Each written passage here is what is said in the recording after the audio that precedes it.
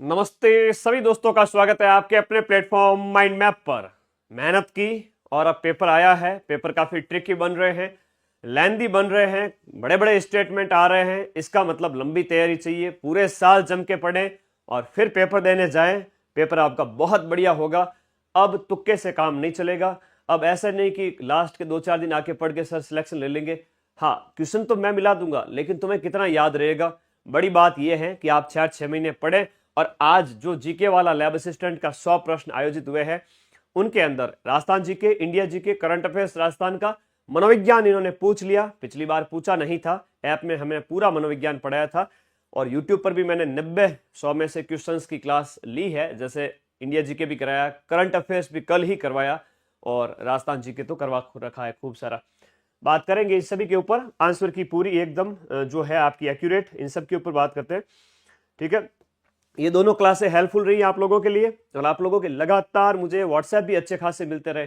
देखो गजेंद्र बोल रहा है बहुत अच्छा पेपर आया सर, थैंक यू। इधर एक और बालक कह रहा है कि जो आपने पढ़ा है सर वो का वो आया है।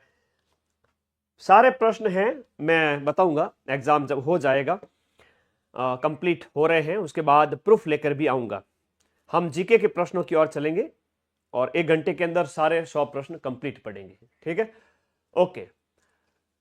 संकल्प ले लीजिए कि पढ़ेंगे, मेहनत करेंगे। बहुत आसान प्रश्न है, दिख रहा है कि बहुत कठिन है, मुझे पता है कि ये दिख रहा है कि बहुत कठिन है, कि डॉक्टर सविताबेन अम्बेडकर इंटरकास्ट जो मैरिज होती है उसमें प्रोत्साहन देने के संबंधित जो योजना है उनके बारे में निम्नलिखित कथनों पर आपको विचार करना है।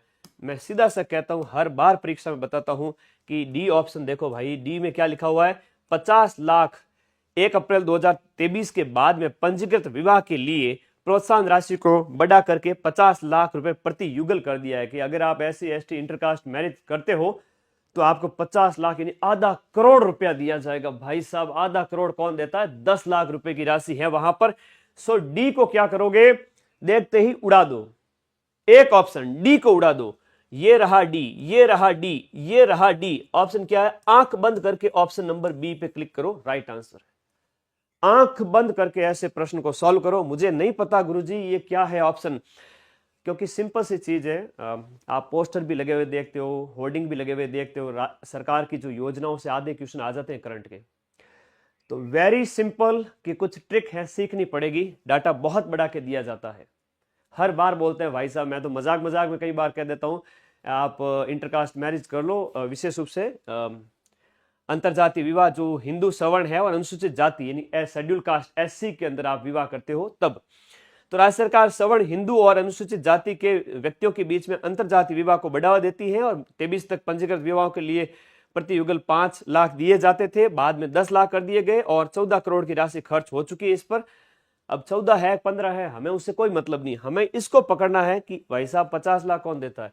और 50 लाख कौन देता है इसका मतलब ये नहीं कि मतलब तुम्हें एग्जैक्ट पता होना चाहिए, कॉमन सेंस भी लगा सकते हो। और दूसरी बात ये है कि आप इसको करंट में भी पढ़ते हो, तब मैं कहता हूं कि 10 लाख रुपए मिलेंगे SC ST इंटरकास्ट मैरिज जो करेगा सवर्ण हिंदू उसके संबंध में।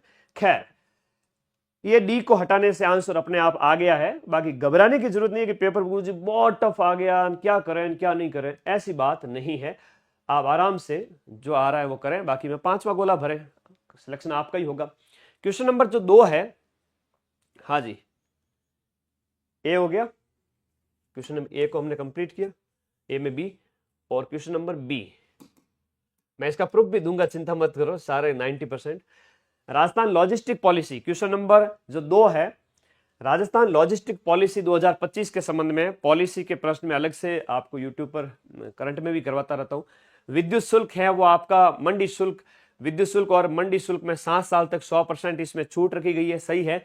और 7 साल के लिए अवधि है वो 7 वर्षों की अवधि के लिए 7% की दर पर ब्याज सब्सिडी, वार्षिक 50 लाख रुपए तक भी सही है। सी स्टेटमेंट 50 लाख तक का अग्नि जांच वाला गलत है। और डी स्टेटमेंट यानी इसके प्रोत्साहन और लाभ राजस्थान निवेश प्रोत्साहन योजना 2024 के प्रावधानों के साथ संरेखित है। ये थोड़ा अच्छा लेवल का प्रश्न था, इसमें ऑप्शन नंबर ए बी और डी इसमें गलत हो मतलब सही हो जाते हैं, तो ए ऑप्शन इसके अंदर सही है। ये अच्छा प्रश्न था, अगर आए तो करो, नहीं तो छोड़ सकते हो। ये कल वाली क्लास में पढ़ाया था, कल वाली क्लास के अंदर जोधपुर जो जोधपुर पाली मारवाड़ का जो औद्योगिक क्षेत्र है, लेकिन इसमें काफी कथन दिए हुए हैं, थोड़ा ध्यान से देखें। क्वेश्चन नंबर जो आपका 3 है, जोधपुर पाली मारवाड़ औद्योगिक नोड को विशेष रूप से आर्थिक क्षेत्र के रूप में अधिसूचित किया गया। बिल्कुल अभी बजट में किया गया था। और जेपीएमआईए का उत्तरदायित्व इसको रिको को दिया गया है, ये भी सही है। चरण ए के अंतर्गत 921 करोड़ रुपए अनुमानित है और जो परियोजना लागत के साथ 1577 करोड़ रुपए कुल क्षेत्र को कवर करेगा। तीनों कथन सही दिए गए में आपका तीनों कथन सही है। पाली जिले के 90 गांव शामिल है, ये कथन गलत है। तो ए बी सी सही है, सी ऑप्शन इसमें सही है। 3 में क्वेश्चन नंबर 3 का सी ऑप्शन। सामने इंग्लिश मीडियम में भी लिखा हुआ है। क्वेश्चन नंबर 4 भाई साहब, करंट अफेयर्स से उसका जो करंट अफेयर्स का जो प्रश्न है बजट वाला, कह रहा है कि यहां पर जैविक खाद्य बाजार कीनू उत्कृष्टता केंद्र, कीनू गंगानगर, आई लव प्याज कीनू गंगानगर। अब इसको मैं बताना मेरा फर्ज है कि मैं भाई जब पढ़ाता हूं तो ये तो मैंने पढ़ाए थे, ये लो सीधा सीधा बताया है। अलवर, इसके अंदर जो है excellence centre of vegetable and onion, मैंने कहा था वेरी वेरी इंपॉर्टेंट, पेपर में छप गया समझो, ठीक है। तो ये भी करवाया था क्वेश्चन नंबर 4 के अंदर। गंगानगर के अंदर कीनू है, ये राजस्थान बजट वाली क्लास में करवा रखा है। तो सीधा से बात है, यहां पर अभी पेपर संपन्न हुआ है तो 2-4 क्वेश्चन मुझे सीधे सीधे दिखे तो मैं दिखा।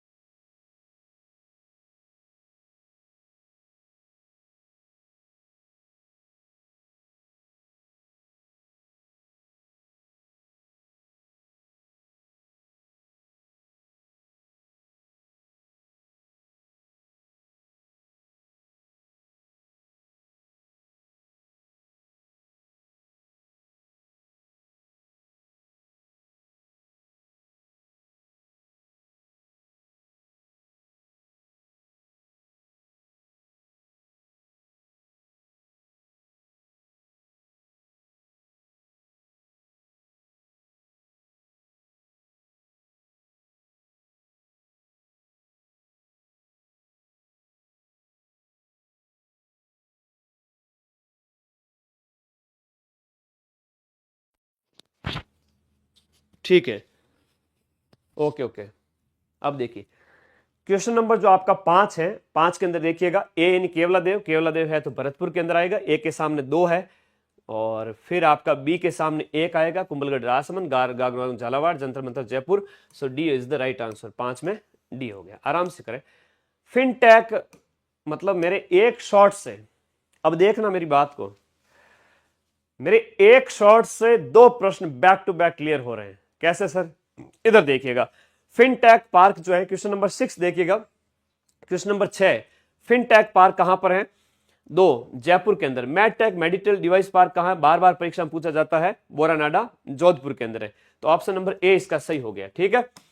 और फिनटेक वाला देख लीजिएगा, फिर सोनियाना वाला, सिर्फ सोनियाना करोगे तो सही हो जाएगा। फिनटेक वाले के बाद देखो सोनियाना वाला, सोनियाना स से चित्तौड़गढ़ बजट के अंदर पहली बार घोषित किए गए थे। तो ए के सामने आएगा 2, ए के सामने जो है 2 सिर्फ और सिर्फ बी ऑप्शन में है। बी के सामने 3 हो जाएगा और फिर सी के सामने 4 हो जाएगा। स्टोन पार्क कोटा के अंदर है और गजनेर वाला बीकानेर के अंदर है। ये देखो मैंने सिर्फ एक शॉर्ट्स दिया था, यूट्यूब पर मेरे शॉर्ट्स आते रहते हैं, देखते रहा करो, है ना। मतलब आधे दिन तो पढ़ाई करते नहीं हो, एग्जाम टाइम में लास्ट के 15 दिन में एग्जाम पास कर लोगे। ये कोई तुम्हारा बोर्ड एग्जाम नहीं है। तुम्हें 6 महीने पढ़ना पड़ेगा मेरे साथ में, ऐप के नोट्स बनाने पड़ेंगे। माइंड मैप ऐप पे जो अपना बैच चलते रहते हैं उसको लिखो, पढ़ो, मेहनत करो, तब लाखों में कुछ हजार बच्चों का सिलेक्शन होगा, ठीक है। तो 2 प्रश्न क्वेश्चन नंबर 5 और 6 के अंदर, fintech park Jaipur, medtech medical device park Boranada Jodhpur और सिरेमिक पार्क आपका सोनियाना चित्तौड़गढ़। सिर्फ एक पार्क जिसको 4,19,000 लोगों ने देखा है, 4 लाख लोगों ने देखा था, मैंने शॉर्ट्स डाला हुआ है। सीधा सीधा प्रश्न आ गया है। ऐसे बहुत सारे प्रश्न हैं, मतलब बैक टू बैक ये दोनों प्रश्न, अभी तो मैं 90% प्रूफ दूंगा। फिनटेक वाला, मैडटेक मेडिकल डिवाइस पार्क और इसमें सोनियाना वाला और स्टोन पार्क तो बहुत ईजी है। सिरेमिक सोनियाना वाला मतलब चित्तौड़गढ़, ए के सामने 2 है, ए के सामने 4 है, एक है, 3 है, सिर्फ एक करने से सही हो रहा है कि नहीं हो रहा है। यही एग्जाम वापस आएंगे, अगर आप तैयारी नहीं करोगे तो फिर मामला गड़बड़ है भाई। निराशा नहीं मिले इसके लिए अभी से पढ़ो और राइट प्लेटफॉर्म पे पढ़ो, बड़ी बात यह है।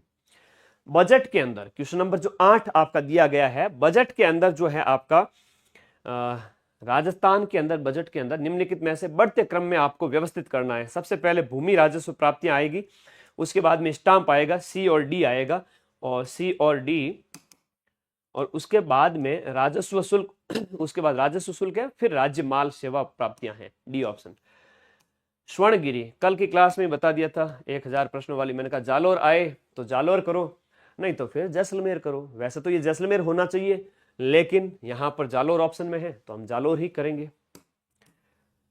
राजस्थान के प्रसिद्ध व्यक्तित्व में जो खेल खिलाड़ी जो व्यक्तित्व है उनके अंदर, खिलाड़ी के अंदर कृष्णा पूनिया है, वो डिस्कस थ्रो करती थी, अब तो नहीं करती है, पहले की खिलाड़ी है, 10 साल 15 साल पहले करती थी कृष्णा पूनिया। ए के सामने 4 आएगा, तो ए के सामने 4 यानी गुरुजी सिर्फ यहां पर है, बाकी कहीं पर भी नहीं है।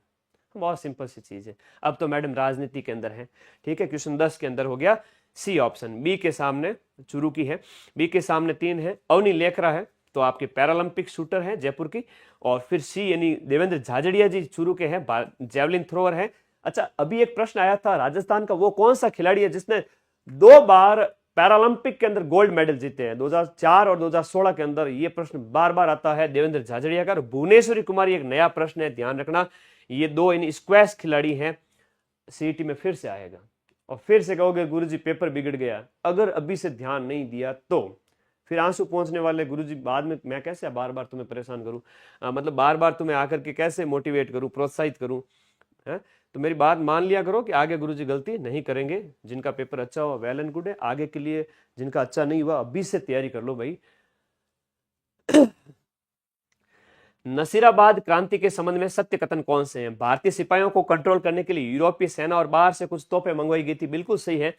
15वीं बंगाल नेटिव इन्फेंट्री की टुकड़ी संदेह के कारण नसीराबाद भेजा गया था, बिल्कुल, क्योंकि 10 मई को मेरठ में हो गया था। इस बात यहाँ पर राजस्थान में भी जो उनको गतिविधियां काफी बढ़ा दी गई थी। 4 अधिकारियों के बंगले में आग लगा दी थी। एक एक घटना पूछी जा रही है, मतलब बच्चा रट्टू पोपट नहीं चाहिए यहाँ पर। और 28 मई को बंगाल नेटिव इन्फेंट्री के सैनिकों ने तोपखाने पर नियंत्रण कर लिया। जो आपका बंगाल नेटिव इन्फेंट्री वाला अलग से प्रश्न आता है कई बार, राजस्थान में क्रांति का आगाज किसने किया था?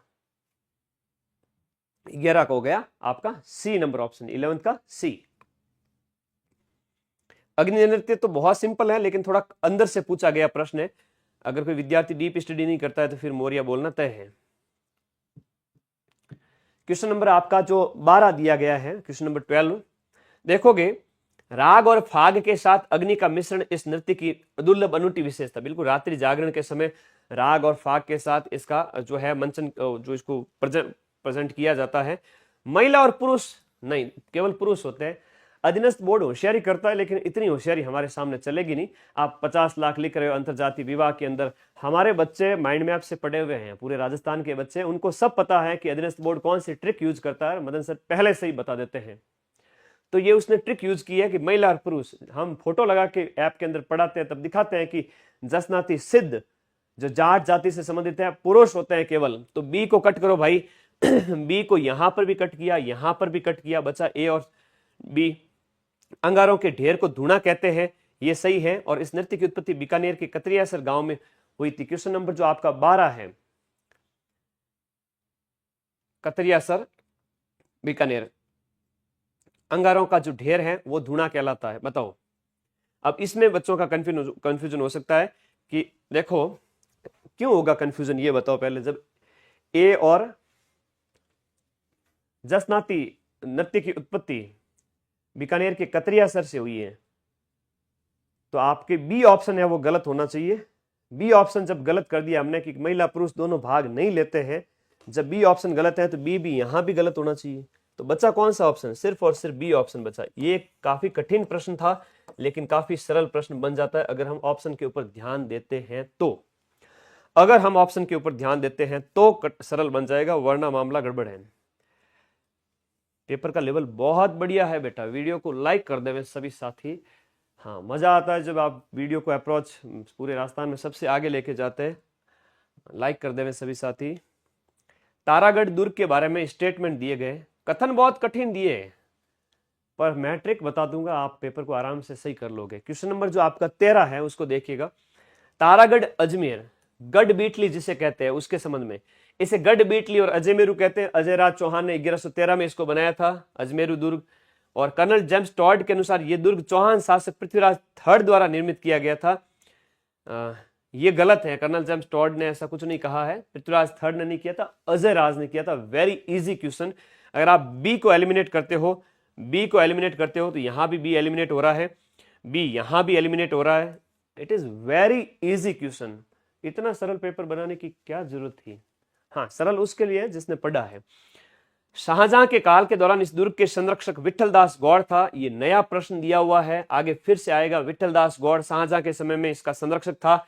और 14 बड़ी निगरानी टावर यानी बुर्ज लगी हुई, जिसमें इमली गुगड़ी बांदरी है ना, तरह तरह के नाम है, मैंने करवाया है। नाना जी का झालरा, इब्राहिम का झालरा, वो भी यहीं पर है।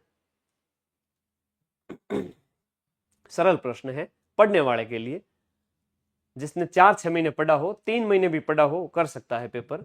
एटलीस्ट पढ़ो तो सही भाई। आग लगने पर कुआं मत खोदो, एग्जाम आने पर कुआं मत खोदो। यहां देखो, कालीबंगा की सभ्यता के संबंध में निम्नलिखित में से कौन सा स्टेटमेंट है आपका राइट है। सबसे पहले 1952 में अमलानंद घोष ने इस सभ्यता के बारे में जानकारी दी थी। तो 1952 में खोज की थी, जानकारी मतलब सबसे पहले इन्होंने खोज की थी, सही है। जुता हुआ खेत मिलता है, ये भी सही है, ए भी सही है, बी भी है। 6 छेद के साथ बालक की खोपड़ी मिली है, बिल्कुल मिली है, जो शल्य क्रिया का प्रमाण देता है। ये प्रश्न अभी 2 महीने पहले पेपर में पूछा गया था।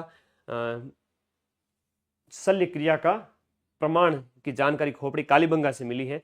मृदबांड हल्के पतले और बेढोल साइड के हैं, मतलब सुदृढ़ नहीं है, बेकार टाइप के हैं, यानी आकार अच्छा नहीं है। चारों ही ऑप्शन सही है। 14 क्वेश्चन नंबर 15, चांद बावड़ी आबानेरी और माइंड मैप ऐप के अंदर राजस्थान की number 1 test series, Rajasthan GK के ऐसे ही तगड़े लेवल के क्वेश्चन हम डाल के रखते हैं, जहां पूरे एक एक क्वेश्चन को वहां देखते हो। टेस्ट सीरीज के अंदर हम इसी प्रकार के प्रश्न है वो इसमें शामिल करते हैं, ठीक है। हाँ जी, बहुत बढ़िया। चांद बावड़ी देखो, सबका सिलेक्शन नहीं होगा। जब ऐप अब शांति के समय में जो लैब का पेपर देने गए हुए, मुझे पता है साइंस वाले, लेकिन दूसरे वाले बच्चे भी लाइव वॉचिंग, कल वाले के अंदर 2000 थी क्योंकि कल पेपर था। आज लाइव वॉचिंग कम है, कारण कम है कि लाखों की भीड़ है, सिलेक्शन सिर्फ कुछ हजार का होगा, और मेरे पास जो आएगा मैं उसका सिलेक्शन कराऊंगा। तो हर कोई नहीं पढ़ता है, पढ़ाई हर किसी को अच्छी नहीं लगती है, और जो पढ़ेगा वो नौकरी पे होएगा 1 साल बाद में, इस साल के एंड तक। तो यही तो बस फायदा उठाओ इसका कि कंपटीशन बहुत कम है। क्वेश्चन नंबर आपका जो 15 है, कंपटीशन है ही नहीं, पढ़ने वाले तो है ही नहीं ढंग से, देखा जाए ना, पढ़ाई किसको अच्छी लगती है। चांद बावड़ी आबानेरी के संबंध में कौन सा स्टेटमेंट सही है। ये राजा चंद्र है उसके द्वारा बनाई गई थी, जो प्रतिहार सामंत था चंद, ये चंद के द्वारा बनाई गई थी। वास्तविक नाम शोभा नगरी नहीं है, आभा नगरी है। तो स्टेटमेंट भी बड़े खतरनाक देने की कोशिश करते हैं, लेकिन गलत है। बी को हटा दो, तो बी को यहाँ दोनों से हटा दिया। फिर पर्यटन विभाग द्वारा मार्च अप्रैल महीने में यह आबानेरी महोत्सव आयोजित होता है, और महोत्सव 2 दिन तक आयोजित किया जाता है, और राजस्थानी व्यंजन प्रस्तुत किए जाते हैं, नृत्य किया जाता है। ये स्टेटमेंट अच्छे दिए हुए इसके अंदर। तो इसमें मार्च अप्रैल वाला गलत है, आबानेरी महोत्सव मैंने अलग से भी करवा रखा है शॉर्ट्स के अंदर, ठीक है, 2 दिन का है, सही है। तो अच्छा प्रश्न था। कुछ आभूषण दिए गए हैं, स्टेटमेंट ध्यान से देखिए। कंदोरा, कंदोरी, कणकती सब कमर के आभूषण है। नोगरी आपका हाथ का आभूषण है। पिपड़ पन्ना, पिपड़ पत्रा, अंगोटिया, लंगोटिया, मोर फोवर, अगुणिया सब कान के आभूषण है। और भंवर कड़ी है वो आपका नाक का एक नया आभूषण है, इसको रट लेना अच्छे से। भंवर कड़ी थारा नाक में पहनी जाए। तो क्वेश्चन नंबर जो 16 है उसका आंसर क्या हो गया, ए के सामने 3 है। ए के सामने 3 मतलब बहुत आसानी से इस प्रश्न को कर सकते हो, बाकी किसी में 3 नहीं है। Very easy question. सूची को सुमेलित करना है। यहाँ पर तीज कब आती है गुरुजी? चैत के अंदर शुक्ल पक्ष की तीज होती है, गणगौर होती है। सॉरी, तीज गणगौर होती है, ये तीज नहीं होती है, गणगौर है वो चैत के महीने में होती है, शुक्ल पक्ष की तीज को होती है। डी के सामने करो, 3 हो गया। फिर आती है आपकी अगर तीज की बात करें तो श्रावणी तीज होती है, छोटी तीज जिसे कहते हैं। होली फागण में होती है, अक्षय तृतीया वैशाख में होती है। सरल प्रश्न है। ए के सामने 4 होएगा, ए के सामने 4 है, बी के सामने 1 है, ए के सामने 4 है, बी के सामने 1 है, सी के सामने वैशाख है। वैशाख शुक्ल तृतीया को आखा तीज मनाई जाती है। अबू सावा। अब ये दुर्गों वाला जो प्रश्न है, 1000 प्रश्न जब करवाए थे, वैसा का वैसा ही ट्रेंड है। अलग से ट्रेंड है तो बता दो, अधीनस्थ बोर्ड की हिम्मत है तो बना दे नया प्रश्न। जैसलमेर दुर्ग है वो धरती दोरारी, दोरा मतलब रेत का टीलों में स्थित दुर्ग है। ए के सामने गुरुजी 2 आएगा, ए के सामने 2, इसका मतलब ये दोनों गलत है। ए के सामने 2 हो गया, बी के सामने 3 या 1, 3 या 1। सिवाना दुर्ग को एरण दुर्ग कहेंगे क्योंकि वो झाड़ियों में स्थित है, रेगिस्तानी क्षेत्र में स्थित है। तो क्वेश्चन नंबर जो आपका 18 है उसका ए आंसर सही है। सी यानी गागरोन है वो औदुक दुर्ग है, जल दुर्ग है, तो यहां से इसका आंसर निकल रहा है। और डी जालोर दुर्ग है, जालोर दुर्ग आपका कौन सा हो गया? एक यानी वन दुर्ग है। क्वेश्चन नंबर 18 के अंदर ए है। औदुक दुर्ग का मतलब क्या होता है? जो जल दुर्ग होता है, जल में, जल जिसके चारों ओर मतलब नदी किनारे स्थित है। प्रजामंडल का डायरेक्ट क्वेश्चन आया है, ज्यादा कोई कठिन प्रश्न नहीं है। किसने किस प्रजामंडल की स्थापना की थी उसके बारे में आपको पूछा गया है। क्वेश्चन नंबर आपका जो 19 है उसको देखिएगा। प्रजामंडल की स्थापना के संबंध में हाड़ौती प्रजामंडल है वो आपका नैनूराम जी शर्मा ने स्थापना की थी। बी यानी मेवाड़ प्रजामंडल है तो वो आपका माणिक्यलाल जी वर्मा है। सरल सा प्रश्न है, बी के सामने 1, 3 के सामने 1, ए आंसर इसका सही है। फिर बाकी वाला जयपुर है तो आपका कर्पूर चंद पाटनी हो गया, और कृष्णदत्त पालीवाल है तो वो धौलपुर के हो गए। मेले कौन सा कब आयोजित होता है, इसको मेल करिएगा। मेलों के संबंध में देखिएगा, खाटू श्याम जी का मेला कहाँ लगता है? सीकर में। ब्रतरी का अलवर में लगता है, करणी माता बीकानेर में, और शीतला माता चाकसू के अंदर लगता है, शेल की डूंगरी के अंदर लगता है। तो सीधा सिंपल सा प्रश्न है, बी के सामने डी हो गया, ए के सामने 3 हो गया, बी के सामने 1 हो गया, सी के सामने करणी माता जी हो गए, सील डूंगरी, चाकसू, जयपुर। चैत के महीने में कृष्ण पक्ष की सप्तमी अष्टमी को शीतला अष्टमी जो पूजी जाती है। अच्छा, निम्न में से किसने कहा था कि राजपूत है वो शक सीथियन के वंशज थे? स से शक, शक में कितने अक्षर है गुरुजी? 2 अक्षर है। कर्नल जेम्स टॉड में कितने अक्षर हैं? 2 अक्षर हैं। हर बार कहता हूं 2 अक्षर, 2 अक्षर याद कर लो। टॉड यानी शक, शक को राजपूतों को शक कहा था टॉड ने, ठीक है। दक्कन प्लेट्यू की उत्पत्ति के समय इंडिया जीके के अंदर इंडियन ज्योग्राफी हिस्ट्री के भी अच्छे क्वेश्चन पूछे गए, शानदार लेवल के क्वेश्चन पूछे गए हैं।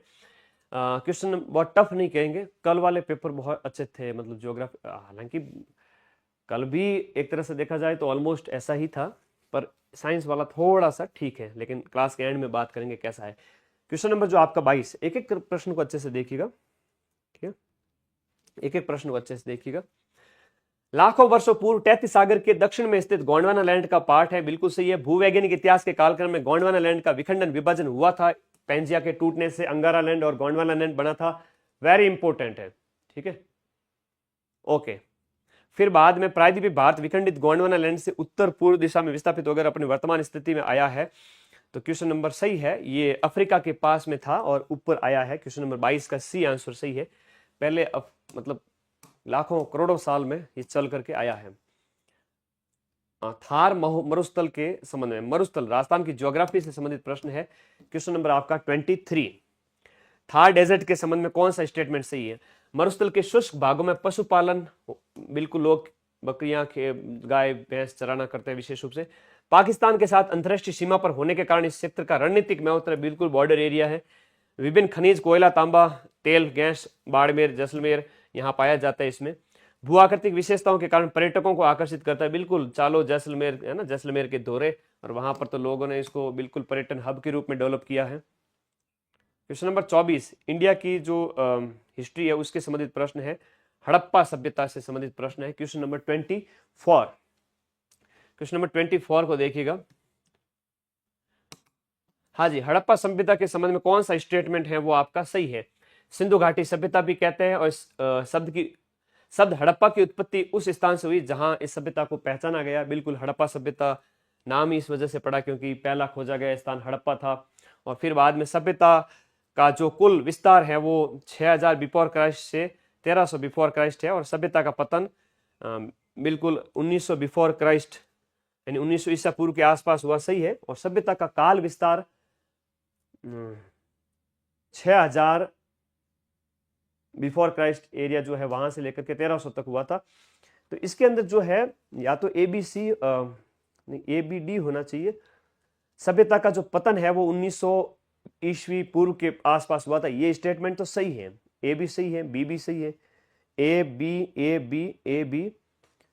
A B के बाद में यहां पर AB के बाद में D राइट है, लेकिन D इसमें दिया हुआ नहीं है। बिल्कुल सही कह रहे हैं। क्वेश्चन नंबर 24 के अंदर सभ्यता का कुल काल विस्तार 6000 से 1300, ठीक है। प्राक सभ्यता, प्राक सिंधु घाटी सभ्यता, प्राक सिंधु घाटी सभ्यता भी थी, सिंधु घाटी के दौरान भी थी और बाद में भी। मतलब हम कहते हैं ना कई बार, मतलब ये सिंधु घाटी सभ्यता का विस्तार काफी पहले भी यहाँ लोग रहते थे, बाद में भी 2500 ईसा पूर्व से 2000 ईसा पूर्व तक भी लोग रहते थे।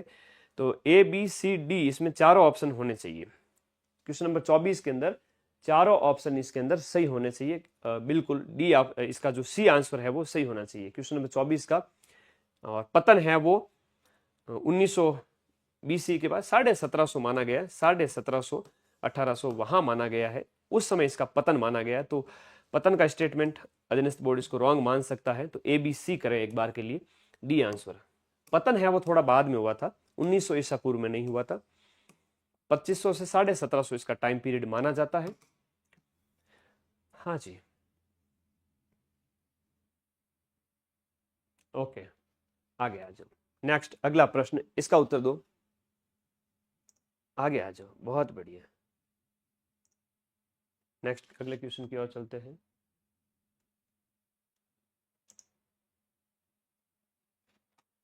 अगले क्वेश्चन की ओर चले, इसका आंसर बताओ। अच्छा, आलोक राज जी आपसे परेशान हो गए, पेपर बनाते नहीं और आप लीक कर देते हो। ये आरोप तो सही लगाया भाई तुमने, ये आरोप सही लगाया कि पूरे राजस्थान में पेपर लीक करने के लिए कौन जाने जाते हैं? मदन सर जाने जाते हैं। ठीक है, ये भी सही लगाया, लेकिन मेहनत के दम पर, मेहनत के दम पर, मेहनत के दम पर, है ना। ये तो बहुत आम बात हो गई, पिछले 5 साल से मैं पेपर लीक कर रहा हूं मेहनत के दम पर। क्वेश्चन नंबर आप 25 देखिएगा। मौर्य साम्राज्य के संबंध में इन कथनों पर विचार करना है कि मौर्य साम्राज्य का उल्लेख उत्तर, बौद्ध, जैन और पुराण साहित्य में इसका उल्लेख मिलता है। ये स्टेटमेंट आपका क्या सही है? मौर्य साम्राज्य के संबंध में क्वेश्चन नंबर 25 के अंदर बिल्कुल सही है। जैन ग्रंथ मिलते हैं जहां हमें मौर्यों के बारे में जानकारी मिलती है। मौर्य जो आपके श्रीलंका तक विस्तार की जानकारी मिलती है। बिल्कुल बौद्ध ग्रंथ आपके उसमें मिलती है, ठीक है। और अशोक प्रथम शासक था जिसने अपनी प्रजा और अधिकारियों के लिए प्रस्तर सतहों पर अपने संदेश उत्कीर्ण करवाए, यानी अभिलेख लिखवाए थे। और अशोक ने अभिलेखों का उपयोग धम्म की अपनी अवधारणा की उद्घोषणा में किया था, बिल्कुल सही है। चंद्रगुप्त मौर्य साम्राज्य की स्थापना की थी, बिल्कुल सही है, 319 ईस्वी के अंदर। तो इस प्रकार से सरल स्टेटमेंट है, चारों सही है। नए बच्चे के लिए थोड़ा कठिन हो जाता है, इसलिए नए बच्चे को कहूंगा बेटा हिम्मत मत हार, पहला एग्जाम था तो पढ़ाई कर, मेहनत कर, आगे तेरा भी दिन आएगा। वरना बैठ गए कि पढ़ाई तो बहुत कठिन है, अगर ये मान के बैठ गए तो फिर तुम्हारा कभी टाइम नहीं आएगा। कम से कम 2-3 साल तो लगते हैं सिलेक्ट होने में, साल भर भी लग सकता है अगर आप सीरियस स्टडी करें तो। वरना ज़्यादातर मेरे पास जो सिलेक्शन लेके बच्चे आते हैं 90% बच्चे कम से कम 2 से 3 साल उनको लगते हैं। तो मेहनत करो, थोड़ा टाइम लगेगा लेकिन आपका सिलेक्शन भी जरूर होगा, मैं दूंगा आपको सिलेक्शन। इसमें देखिएगा झांसी में जो विद्रोह हुआ है वहां नेता कौन सा? झांसी के अंदर ब्रिजेश नहीं क्वेश्चन नंबर आपका, झांसी के अंदर रानी लक्ष्मीबाई थे। ए के सामने आपका 4 आ गया तो 2 ऑप्शन कट हो गए। फिर बी अवध के अंदर आपका ब्रिजेश कादर था, 4 के बाद अवध, अच्छा बहादुर शाह की ओर कर दिया क्या मैंने, ब्रिजेश कादर था। और फिर सी के सामने, अरे रुकिएगा, झांसी लक्ष्मीबाई, अवध, ब्रिजेश कादर, उसके बाद में कानपुर के अंदर नाना साहब, सी के सामने 1, और फिर दिल्ली में बहादुर शाह जफर। तो सी ऑप्शन इसके अंदर राइट है। 1857 की क्रांति में जो नेता कौन थे उनके बारे में पूछा गया। कोपेन का जलवायु वर्गीकरण बहुत इंपॉर्टेंट है, आपको कह रहा है कि इसमें कौन सा यहां पर सही सुमेलित किया गया। क्वेश्चन नंबर आपका जो 27 है उसको मैच करके बताओ। कोपेन के जलवायु वर्गीकरण के अनुसार कौन सा सही सुमेलित है। उष्ण कटिबंधीय सबसे ठंडे महीने का औसत तापमान 18 डिग्री या उससे अधिक होता है। ये कोपेन का विश्व जलवायु वर्गीकरण ज्योग्राफी वाले बच्चों का तुम्हें पूछ लिया गया, अच्छी बात है भाई, कठिन लेवल दिया है। ए के सामने 4 है, बी यानी शुष्क जलवायु है तो शुष्क जलवायु में संभावित वाष्पीकरण वाला बी के सामने 1 हो गया, ये सही है। सी के सामने 2 हो गया और डी के सामने 3 हो गया। हालांकि थोड़ा पढ़ना पड़ेगा ऐसे प्रश्नों के लिए बच्चों को। अब ये प्रश्न जो है कि द्वीप समूह है भारत के अंदर, भारत के भौतिक प्रदेश से प्रश्न आया है। क्वेश्चन नंबर जो 28 है, ए यानी कि व्हीलर द्वीप है वो ओडिशा के अंदर स्थित है जहां से उपग्रह वगैरह प्रमोशन किया जाता है। तो क्वेश्चन नंबर जो आपका 28 है, 28 के सामने ए के सामने 4 है आपका जलोढ़ द्वीप, व्हीलर द्वीप जलोढ़ द्वीप है, 2 कट हो गए। फिर बी यानी कि बूचर द्वीप है, क्वेश्चन नंबर आपका 28 बताएं। बूचर द्वीप है, पर्वतीय द्वीप है। अंडमान निकोबार कैसा द्वीप है, अंडमान निकोबार है वो आपका, अंडमान निकोबार है वो आपका, एक सेकेंड वापस देखें। व्हीलर द्वीप थोड़ा अच्छा प्रश्न है, खतरनाक लेवल का प्रश्न है ना। व्हीलर द्वीप है तो ए के सामने 4 आएगा, 4 आएगा तो दोनों कट हो गए। व्हीलर द्वीप है वो जलोढ़ द्वीप है, नदियों द्वारा लाए गए जमाव से बना हुआ जलोढ़ द्वीप है। बी यानी बूचर द्वीप है, बूचर द्वीप है तो चट्टानी द्वीप है। और फिर अंडमान निकोबार द्वीप समूह है तो वो आपकी पर्वतीय द्वीप है। लक्षद्वीप है मोस्ट इंपोर्टेंट है, प्रवाल है, कोरल रीफ से बना है, कोरल पॉलिप का ये घर है विशेष रूप से। डी के सामने 1। अगर किसी भी विद्यार्थी ने थोड़ा बहुत भी लक्षद्वीप के बारे में पढ़ा है तो बता सकता है कि मूंगे की चट्टाने हैं, coral reef, calcium carbonate CaCO3 वहां पर उससे बना हुआ है। तो अगर थोड़ा सा भी पढ़ रखा है तो डी में एक, सिर्फ 1 में ही है, आराम से इसका उत्तर बता सकते हो, ऐप में भी खूब पढ़ा रखा है।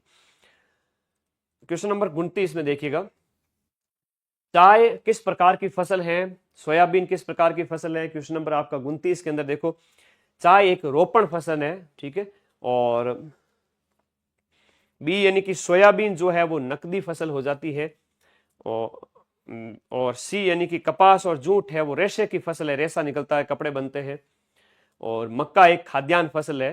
तो डी के सामने 4 हो गया, डी के सामने 4, सी के सामने 1, ये सही है।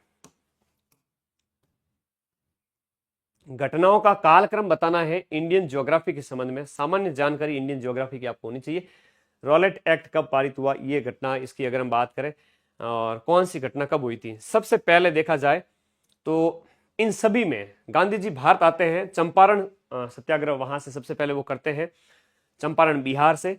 उसके बाद में 1919 का रॉलेट एक्ट पारित होता है। फिर गांधी जी असहयोग आंदोलन छेड़ देते हैं 1919 के अंदर ही, असहयोग आंदोलन, और फिर वापस वो 1920 से स्टार्ट हो जाता है। फिर भारत छोड़ो आंदोलन सबसे लास्ट में होता है 1942 के अंदर, तो 1942 के अंदर ये होता है। तो आप कहोगे कि सी सबसे लास्ट में आना चाहिए सर, सी सबसे लास्ट सिर्फ ए और बी में है, लेकिन स्टार्टिंग आपके ध्यान रखो डी से होनी चाहिए। चंपारण, जब गांधी जी भारत आए थे, चंपारण है, खेड़ा है, अहमदाबाद मिल मजदूर आंदोलन है, वो गांधी जी के शुरुआती आंदोलन थे। तो सामान्य जानकारी अगर पता है इंडियन हिस्ट्री के बारे में, then it is a very easy question, those who study for a year.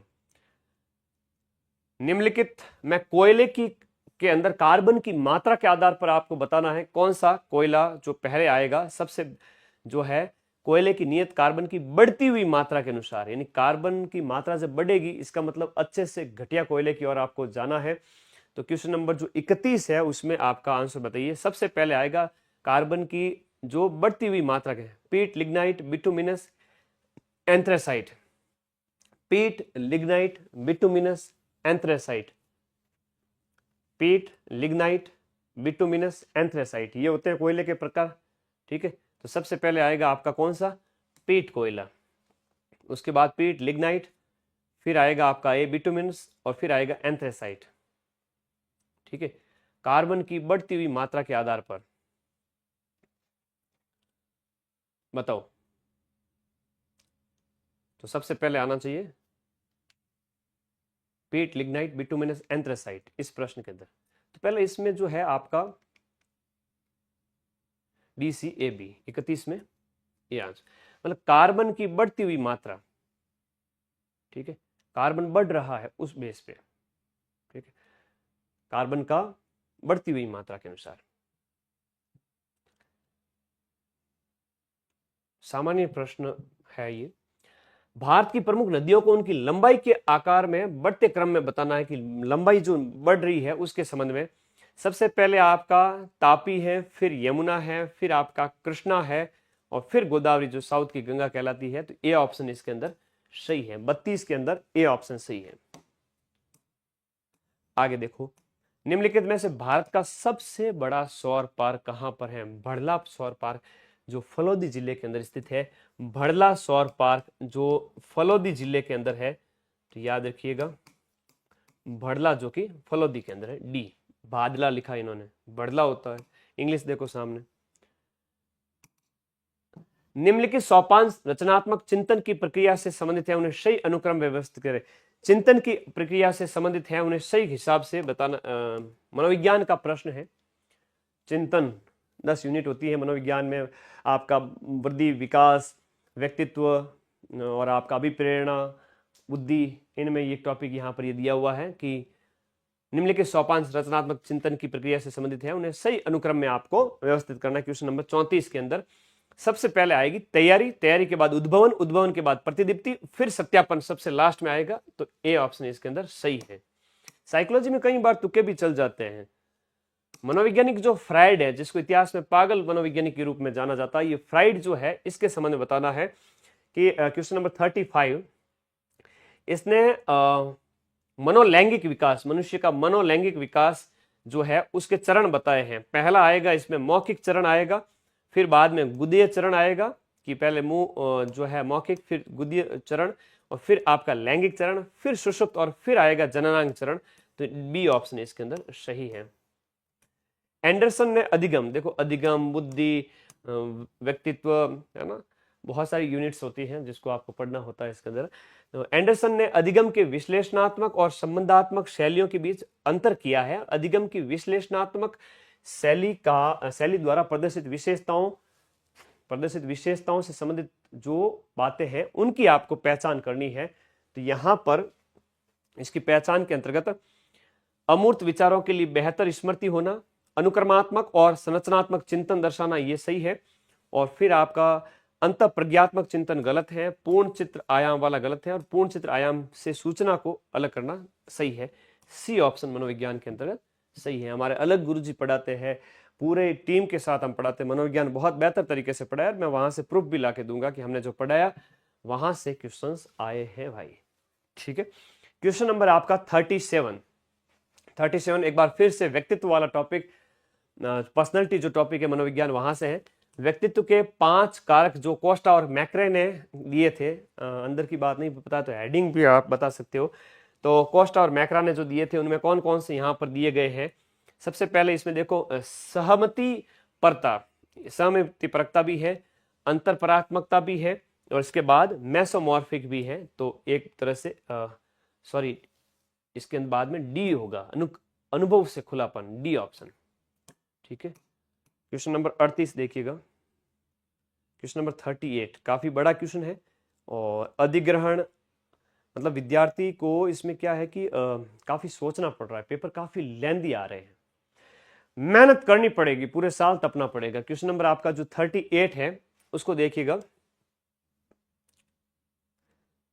हाँ जी, 38 अधिग्रहण जो है, अधिग्रहण है वो आपका अभिधारणा को CS और UCS की निरंतर युग्मन श्रृंखला द्वारा प्राप्त किया जाता है और मतलब सब सुमेलित है। इसमें समवर्ती अनुबोधन है वो भी सही सुमेलित है, अनुगामी अनुबोधन ये भी सुमेलित है और पश्चगामी अनुबोधन भी सुमेलित है। डी ऑप्शन इसके अंदर सही है। सबके सामने सही परिभाषा लिखी हुई है, अर्थ लिखा हुआ है।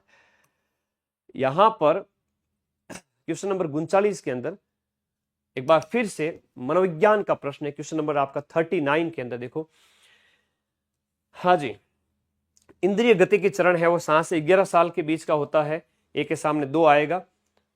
इंद्रिय गति के चरण क्वेश्चन नंबर आपका 39 के अंदर इंद्रिय गति की जो चरण होता है वो आपका 0 से 2 वर्ष का होता है। उसके बाद बी के सामने 11 से 15 वर्ष का औपचारिक होता है। तो ये इस प्रकार से ऑप्शन नंबर बी इसके अंदर सही है। इसको आप अपने पेपर से मिलान करें।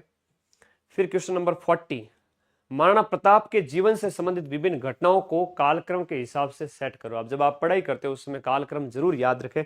महाराणा प्रताप के जीवन से संबंधित घटनाएं कौन कौन सी हैं। हल्दी घाटी युद्ध के संबंध में बात बताई गई है, ठीक है, ओके, ठीक है। हल्दी घाटी युद्ध से संबंधित, देखो पहले हल्दी घाटी युद्ध हो गया, मेवाड़ का शासक बनना कौन सा पहले होगा? हल्दी घाटी युद्ध पहले आएगा नहीं। मेवाड़ का शासक बनना 1572 में, और सैन्य तैयारियों को मुगलों के नजर से बचने के लिए रियायत को गोगुंदा से कुंभलगढ़ तक हस्तांतरित करना, फिर दिवेर की विजय जो है लास्ट में हुई थी। तो दिए गए में मेवाड़ का शासक बनना सबसे पहले पे होगा आपका। क्वेश्चन नंबर जो 40 है उसमें मेवाड़ का राजा 1572 में ये बनते हैं, मेवाड़ का राजा बनते हैं 72 के अंदर, और उसके बाद में गोगुंदा और कुंभलगढ़ हस्तांतरित कर देते हैं। फिर बाद में आपका जो है हल्दी घाटी युद्ध 1576 के अंदर होता है, 76 के अंदर, तो ए ऑप्शन आ जाएगा उसके बाद। और फिर डी दिवेर की युद्ध आपका 85 के, तो ये आपका ऑप्शन नंबर बी इसमें सही है। जयपुर प्रजामंडल जो है उसके संबंध में आपको पूछा गया है। जयपुर प्रजामंडल के 1944 के अधिवेशन का अध्यक्ष किसे बनाया गया था? जानकी, जो आपके जानकी देवी बजाज। 41 के अंदर जानकी देवी बजाज। 42 के अंदर आपके पर्यटन स्थल दिए गए हैं और स्थान दिए गए, कौन सा कहां पर है? विजय स्तंभ की बात करें तो वो चित्तौड़गढ़ के अंदर है। अबेड़ा महल है वो आपका कोटा के अंदर है। सुनहरी कोठी टोंक के अंदर है। सिंपल सी बातें हैं। और चित्र महल जिसे कहते हैं, चित्रा महल या चित्र महल, जिसे उमेद सिंह ने बनाया था, महाराजा उमेद सिंह ने बनाया था। तो 42 के अंदर आप देखते हो कि आपका ए के सामने है वो 2 आना चाहिए, ए के सामने 2 आना चाहिए, और 2 गलत हो गए। और बी के सामने नहीं, विजय स्तंभ के सामने 4 आना चाहिए। बड़ा सिंपल सा प्रश्न है, बी के सामने 4 आना चाहिए। तो डी ऑप्शन इसके अंदर सही हो गया। 42 के अंदर डी हो गया। 43 के अंदर देखिएगा, ऐसा नहीं है कि सरल प्रश्न पत्र है, प्रश्न पत्र ट्रिकी है, लेंदी है। एग्जाम हॉल में बच्चा परेशान हो जाता है ऐसे प्रश्न पत्र को अटेम्प्ट करते टाइम में, अगर उसने अच्छे से स्टडी नहीं की है तो। ठीक है, स्टडी तो करनी पड़ेगी, लॉन्ग स्टडी बहुत जरूरी है। ठीक है, राजस्थान के महत्वपूर्ण व्यक्तित्वों को उनके जन्म के हिसाब से, कालक्रम के हिसाब से बताओ। मैं जन्म और कालक्रम की इतनी चीजें यूट्यूब पर अपलोड करूंगा, अधीनस्थ बोर्ड का पूरा पेपर ही लीक कर दूंगा पेपर से पहले ही। अधीनस्थ बोर्ड के पास प्रश्न ही नहीं बचेंगे बनाने के लिए। अपना यूट्यूब चैनल जो फॉलो करता है ऐसा लग रहा है। सबसे पहले आएगा आपका दयालदास, क्योंकि मध्यकाल के हैं तो दयालदास आएगा। फिर आएंगे आपके डी यानी श्यामलदास जी, फिर आएंगे गौरीशंकर हीराचंद ओझा, फिर बाबूजी चतुर सिंह जी आएंगे। तो ये आधुनिक है, इस वजह से दिमाग लगाना पड़ेगा आपको पढ़ते टाइम, केवल रटना नहीं है। राजस्थान के एकीकरण के संबंध में क्वेश्चन नंबर आपका 44, राजस्थान के एकीकरण के संबंध में बताओ कि सबसे पहले किसका निर्माण होता है? मत्स्य संघ का होता है। उसके बाद पूर्व राजस्थान संघ यानी वो आपका 25 मार्च को होता है 1948। और उसके बाद आपका बी संयुक्त राजस्थान तीसरा चरण है। फिर आपका वृहत Rajasthan. Very easy question, very easy question. अगर आपको राजस्थान के एकीकरण के चरण पता है तो it is very easy question.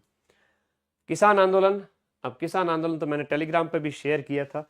किसान आंदोलन तो ये है कि यूट्यूब पर मैंने पहले ही बता दिया था कि अधीनस्थ बोर्ड ऐसा ही पेपर देगा। 1 लाख बच्चों ने वो वीडियो भी देखा है, किसान आंदोलन, है ना। तो वही प्रश्न आया है। तो सबसे पहले कौन सा किसान आंदोलन हुआ था? बिजोलिया हुआ था 1897 में। 1897 में बिजोलिया हुआ था। बिजोलिया के बाद में हम बात करें अलवर किसान आंदोलन है, ठीक है, 21 का अलवर किसान आंदोलन। फिर सी यानी मेव आएगा, फिर सी आएगा और फिर बी मेव आएगा 32 का। तो इस प्रकार से डी ऑप्शन इसके अंदर सही है। 45 का डी ऑप्शन। बड़ा कठिन प्रश्न हो सकता है अगर जिसको कालक्रम पता नहीं है, वरना तो कर लेगा। कुल सिंचित क्षेत्र में प्रतिशत सिंचित क्षेत्र के बढ़ते क्रम में सिंचाई के निम्नलिखित स्रोत, सबसे ज्यादा किस स्रोत की सिंचाई की जाती, किस स्रोत से सिंचाई की जाती है, ये आपसे पूछा गया है। क्वेश्चन नंबर आपका 46। और 46 की बात करें तो सबसे पहले कह रहे हैं कि बढ़ते हुए क्रम में, अन्य स्रोत को सबसे लास्ट में रखो, और फिर बाद में बी तालाब आएगा, फिर नहरें आएंगे और कुएं और नलकूप, यानी सी ऑप्शन जिसको भी पता है यानी कुएं और नलकूप से सर्वाधिक सिंचाई की जाती है, तो ये सबसे पहले आ जाएगा। मतलब सबसे पहले मतलब सबसे लास्ट में, आरोही क्रम में, बढ़ते हुए क्रम में सबसे लास्ट में कुएं नलकूप आ जाएगा। कह रहा है कि बढ़ते हुए क्रम में, तो इसमें सबसे ज्यादा बढ़ते हुए क्रम में सिंचाई की जाती है।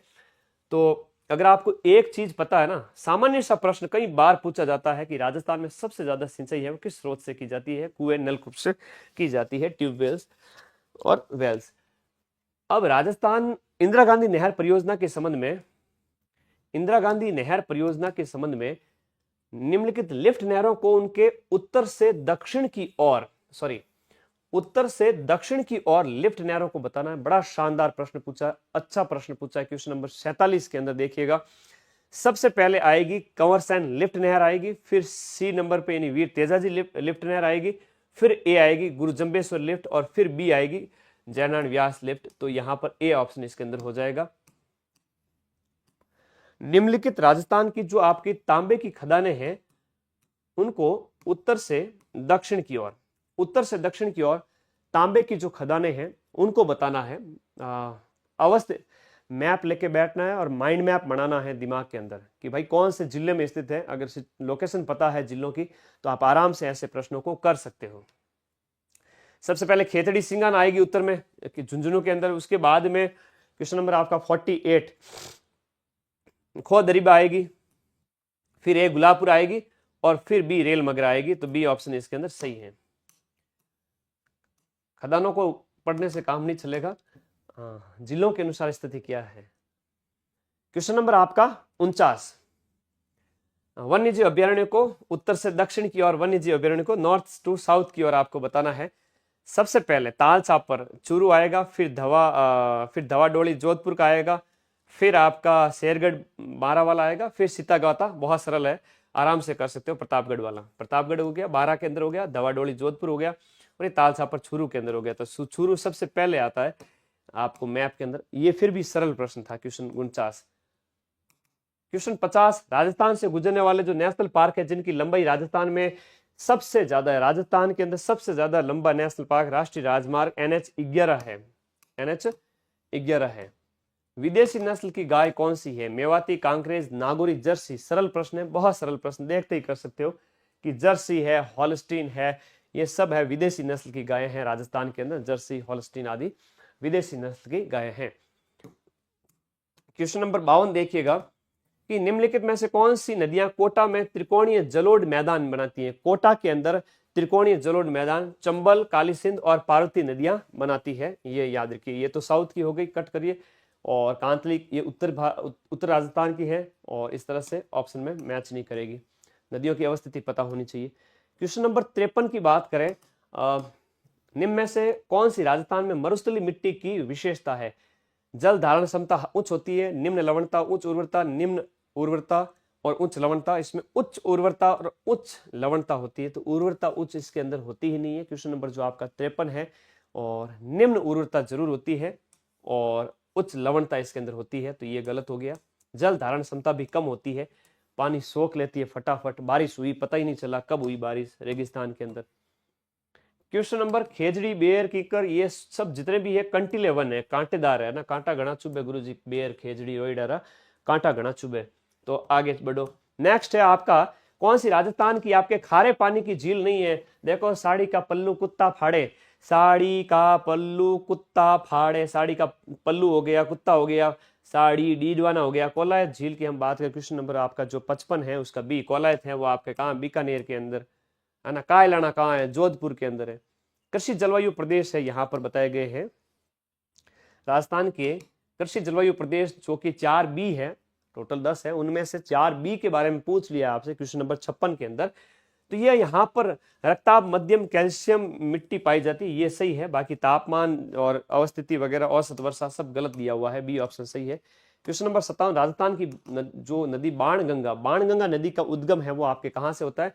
विराटनगर, जो कि विराटनगर जो जयपुर में कहा है लेकिन जयपुर में है नहीं, अभी कोटपुतली बहरोड जिले में है। तो आपको नवीन जिलों के हिसाब से ज्यादा पढ़ने की जरूरत है नहीं, फिर भी पढ़ते हो तो नुकसान आपका ही है।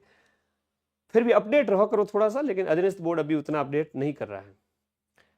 कालीबाई भील, खुल जा भाई, राजस्थान की कालीबाई भील उड़ान योजना के संदर्भ में निम्नलिखित कथनों पर आपको विचार करना है। कालीबाई भील उड़ान योजना जो है, क्वेश्चन नंबर आपका 58, बताओ क्वेश्चन नंबर 58, कालीबाई भील उड़ान योजना, इस योजना के अंतर्गत 10 से 45 आयु वर्ग की लड़की महिलाएं दोनों निःशुल्क सैनिटरी नैपकिन दी जाती है, सही है। मासिक धर्म सैनिटरी नैपकिन का यूज ही वही होता है। राजस्थान चिकित्सा सेवा और निगम राजीविका सैनिटरी नैपकिन है वो क्रय करेंगे, ये भी सही है। और ये निःशुल्क नैपकिन है वो आंगनवाड़ी केंद्रों से, आप विद्यालय से, संस्थानों से बच्चियां प्राप्त कर सकती है। तो all statements are right, C is the right answer. Bharat के निम्नलिखित में से किस राज्य में कोयला भंडारों का हाईएस्ट जो है भंडार देखने को मिलता है, उच्चतम निक्षेप जो देखने को मिलता है? झारखंड में झरिया जैसे क्षेत्र वगैरह काफी जाने जाते हैं इसके लिए। निम्नलिखित में से कौन सी महासागरीय जल में पाई जाने वाली उच्चतम लवणता वाले क्षेत्रों के अंदर लवणता सोडियम क्लोराइड NaCl है वो सबसे ज्यादा होता है? सीधी सी बात है, सोडियम क्लोराइड है, फिर मैग्नीशियम क्लोराइड है ना। ये तो न, समुद्र के अंदर नमक कौन सा है सबसे ज्यादा? NaCl ही है, वही प्रश्न पूछा है। कौन सा भारत का पूर्वी तट है? देखो भारत का जो पूर्वी तट है ना, एक तो ये सह्याद्री है जिसे हम कोरोमंडल तट नहीं, कोंकण तट कहते हैं, इसे हम मालाबार तट कहते हैं, इसे हम कहते हैं आपका कोंकण और मालाबार तो इधर हो गया, सौराष्ट्र भी इधर हो गया, लेकिन कोरोमंडल जो तट है ना वो यहां पर है, कोरोमंडल तट तमिलनाडु तट के पास, फिर उत्तरी सरकार तट है। तो इस प्रकार से आपका 61 के अंदर सी ऑप्शन है वो सही हो जाता है। अजंता और एलोरा की गुफा है वो आपके कहां पाई जाती है? क्वेश्चन नंबर 61 हो गया, पूरी तट हो गया 61। क्वेश्चन नंबर 62, अजंता एलोरा महाराष्ट्र के अंदर है, कहां पर है? महाराष्ट्र के अंदर है, बौद्ध धर्म से संबंधित है ना। और मौर्य काल के बारे में भी जानकारी देती है। शंकराचार्य का निम्नलिखित में से कौन सा मठ है वो आपका पुरी में स्थित है? पुरी जगन्नाथपुरी, हम जिनकी बात करें ओडिशा के अंदर, ये गोवर्धन मठ है, इंपोर्टेंट है। सामान्य राजस्थान इंडिया जी के पूछा है, लेकिन सामान्य तो होशियार से होशियार को भी ना आवे अगर पढ़ा हुआ नहीं हो तो। कौन सी हवा है वो आपके दक्षिण भारत में आम्र बौछार, मैं तो करवाया था, परसों ही करवाया था, आम्र बौछार के नाम से कौन सी हवा है वो जानी जाती है? साउथ भारत के अंदर आम्र हवा, आम्र बौछार है वो कौन सी हवा है? सागर से भूमि की ओर, सागर से भूमि की ओर मतलब प्री मानसून बारिश जो होती है उसको कहा गया है। तटवर्ती क्षेत्रों में सागर से भूमि की ओर प्री मानसून जो रेन है वो ये बारदोली छीड़ा असम में हो गई, नॉर्वेस्टर हो गई, ये अनेक हवाओं के नाम होते हैं। ठीक है, मैंगो शॉवर हो गई। देखो निम्न में से कौन सी विधि कारण प्रभाव संबंध स्थापित करने के लिए बेस्ट है? कारण प्रभाव संबंध स्थापित करने के लिए बेस्ट है है ना, प्रयोग मूलक विधि। अव्यक्त अधिगम जिसको कहते हैं आपका अव्यक्त अधिगम, आपका कौन सा है? खुल जा भाई, बड़ा हो जा। अव्यक्त अधिगम,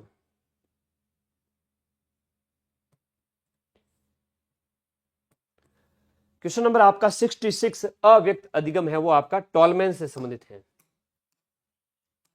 बुद्धिलब्धि यानी IQ जो है, इनमें से कौन सी रेंज के अंदर बुद्धिमत्ता दिव्यांगता की मध्यम स्तर श्रेणी के अंतर्गत रखी जाती है? क्वेश्चन नंबर आपका 67, इसमें IQ आपका 35-40 से लेकर के 50-55 के बीच वाला रखा जाता है।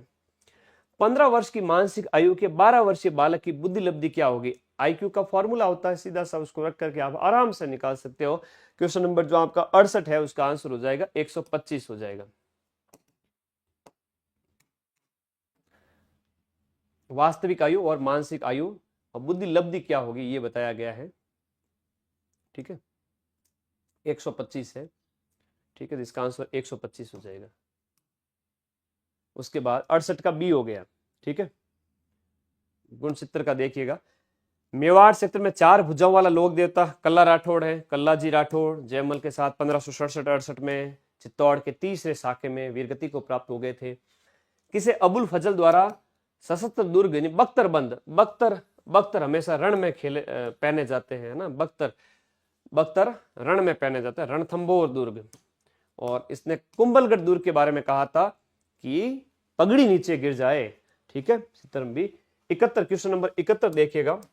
कल की तुलना में आज के जीके के प्रश्न काफी सरल हैं। वैसे साइंस वाले बेचारे नीट का पेपर देके फ्री हुए, उन्हें क्या पता ये चीजें, तो उनके लिए तो ये भी पहाड़ है। क्वेश्चन नंबर जो 71 है उनको देखिएगा। चेतावनी चुंगटिया केसरी सिंह बारट है, जो मेवाड़ के महाराणा फतेह सिंह के लिए उन्होंने भेजे थे। क्वेश्चन नंबर 73, राजस्थान में 1857 की क्रांति के दौरान कोटा राज्य का पॉलिटिकल एजेंट, कोटा का पॉलिटिकल एजेंट कौन सा था? गुरुजी कोट है, कोट के अंदर लगता है बटन, कोट के अंदर क्या लगता है? बटन, बटन से मेजर बटन हो गया, उसको याद रखिएगा। कोटा में मेजर बटन था। गोयल राजवंश में किसने से चंडी शतक, गीत गोविंद और संगीत रत्नाकर पर टिकाएं लिखी है? क्वेश्चन नंबर 73 काफी शानदार है। क्वेश्चन 73, टिकाएं किसने लिखी है? कुंभा की। संगीत राज है, संगीत रत्नाकर है, सूड प्रबंध है। क्वेश्चन नंबर 73 के अंदर ए हो गया आपका। राजाओं के नाम है तो ये कुंभा जी ही थे, सांगा जी तो बाद में हुए, वो यहाँ पर संगीत प्रेमी नहीं थे, ये थे। राजस्थान की भौतिक विशेषताओं के संबंध में, राजस्थान की भौतिक विशेषताओं के संबंध में, राजस्थान का भारत प्राकृतिक विशेषताओं के, अधिकांश पश्चिमी राजस्थान 33 सागर का भाग था, बिल्कुल सही है। राजस्थान के अरावली गोंडवाना लैंड का भाग है, ये भी सही है, लेकिन आपको थोड़ा ध्यान रखना पड़ेगा कि ये गोंडवाना लैंड का पार्ट था। गोंडवाना लैंड नीचे वाला और अंगारा लैंड ऊपर वाला, बीच में 33 सागर था, 33 सागर से रेगिस्तान बनता है और गोंडवाना लैंड आपका अरावली उसी का पार्ट है। और सांबर, डीडवाना, पचपदरा जैसी 33 सागर से एक खारे पानी की जो झीलें हैं वो कहते हैं कि यहाँ सागर था, उसी से बनी हुई है, तो ABC सही है।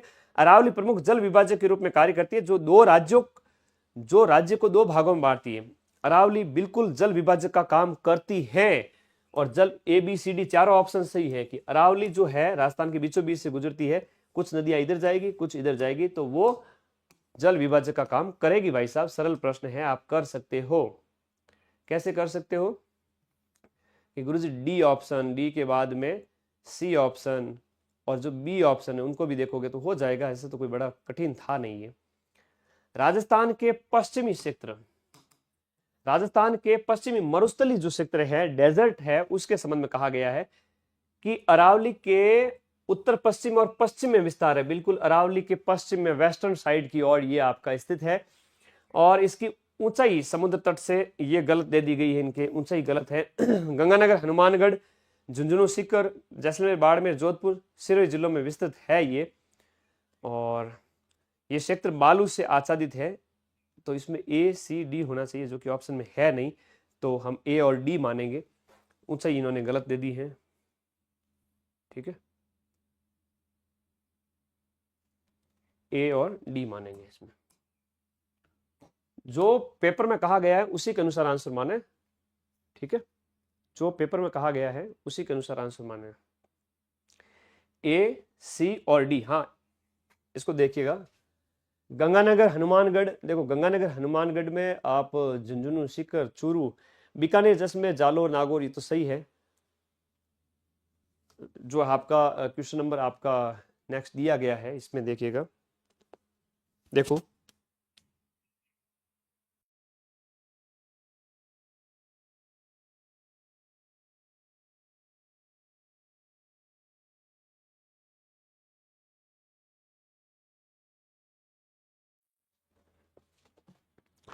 देखो इस प्रश्न में अगर देखें, ऊंचाई इसमें गलत है, लगभग 150 मीटर है, तो ये गलत है, B ऑप्शन गलत है।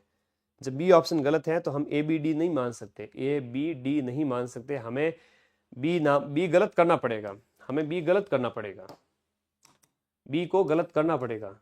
ये 150 प्लस हो जाती है, 150 मीटर से 250 तक होती है, तो B गलत किया तो हमने B यहाँ भी B गलत किया, तो फिर बाद में A सही है, B गलत है, A सही है, B गलत है, ACD या AD, तो C भी सही है, तो ACD B option. Ganganagar, Hanumangarh में हालांकि रेगिस्तान का जो विस्तार है, जो आप उतना उस लेवल पे आप नहीं कह सकते, तो A और D कहेंगे। हालांकि कुछ जिले इसमें शामिल कर भी सकते हैं, तो बोर्ड इसको या तो C मानेगा या C क्या, या तो इसमें B मानेगा या फिर D मानेगा। नजदीकी आंसर इसमें D मान सकते हो, अगर कुछ जिले शामिल नहीं करें तो। कई प्रश्न होता है, वेरिएशन देखने को मिलता है, एक दो प्रश्न में कुछ इसमें जैसे जिले बोर्ड है वो शामिल करे नहीं करे, या कर देवे तो A भी हो जाएगा, फिर C भी हो जाएगा और D भी हो जाएगा। समझ गए मेरी बात? राजस्थान की अपवाह प्रणाली के संबंध में निम्न कथनों पर विचार करें और सही कथन का चयन करना है। क्वेश्चन नंबर आपका 76, अपवाह प्रणाली के संबंध में सही कथन कौन सा है? अपवाह प्रणाली के संबंध में राजस्थान की अपवाह प्रणाली अरावली श्रृंखला द्वारा निर्धारित होती है, सही है। भारत की महान विभाजक रेखा राजस्थान की नदियों को 2 भागों में बांटती है, ये भी सही है। जल विभाजक के पूर्व में बनास और इसकी सहायक नदियां पूर्व की ओर है, बिल्कुल है, पश्चिम की ओर नहीं है, ये पूर्व की ओर है। और जल विभाजक के पश्चिम और दक्षिण में नदियां बंगाल की खाड़ी में प्रवाहित होती हैं। पश्चिम और दक्षिण में बंगाल की खाड़ी में नहीं, अरब सागर में है। पश्चिम वाली तो अरब सागर में जाएगी। डी कट कर दीजिए, तो डी जहां भी आपने कट किया है तो सी ऑप्शन निकल गया। D D D C option निकल गया। लास्ट वाला तो आराम से प्रश्न का उत्तर मिल गया बहुत आसानी से, सी ऑप्शन।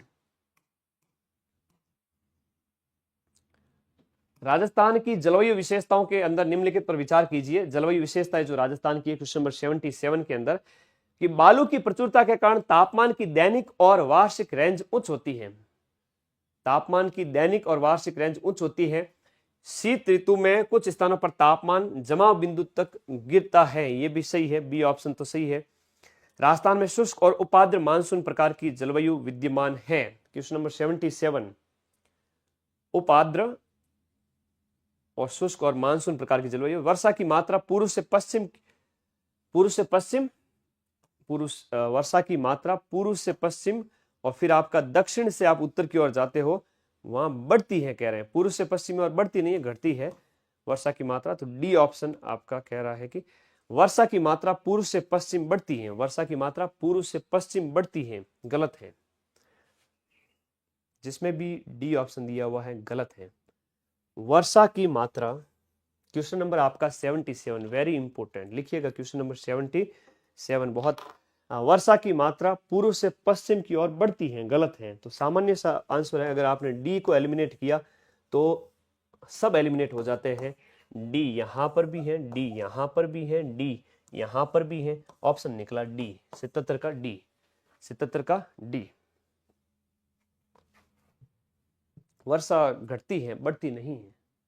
1 2 3 को लॉक किया जाए। कितने होशियार बालक है, कितना मतलब छोटे छोटे बच्चे, लेकिन आराम से कह रहे हैं कि सर इसको लॉक कर दो, क्योंकि हमें पता है कि राजस्थान की ओर वर्षा की मात्रा पूर्व से पश्चिम कह रहा है तो बढ़ती है। वर्षा की मात्रा पूर्व से पश्चिम, किसमें? राजस्थान की ओर, मतलब राजस्थान में जैसलमेर की ओर, धौलपुर से जैसलमेर की ओर मात्रा बढ़ती है, बढ़ती नहीं घटती है। सामान्य सा प्रश्न था, बच्चा दिमाग लगाए तो डी से एलिमिनेट कर सकता है।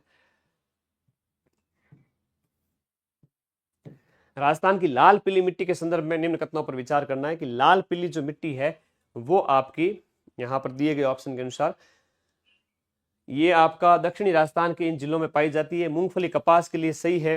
कैल्शियम नाइट्रोजन की कमी होती है, ये भी सही है। और लोह धारिता, इस मिट्टी का लाल और पीला रंग है वो लोह धारिता की वजह से होता है। क्वेश्चन नंबर जो 78 है इसका आंसर डी है। ये डी वाला गलत हो जाएगा, डी आंसर इसमें सही बैठ गया।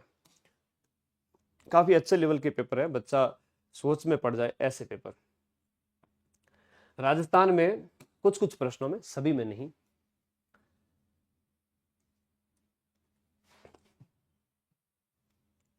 आगे देखो, लाल,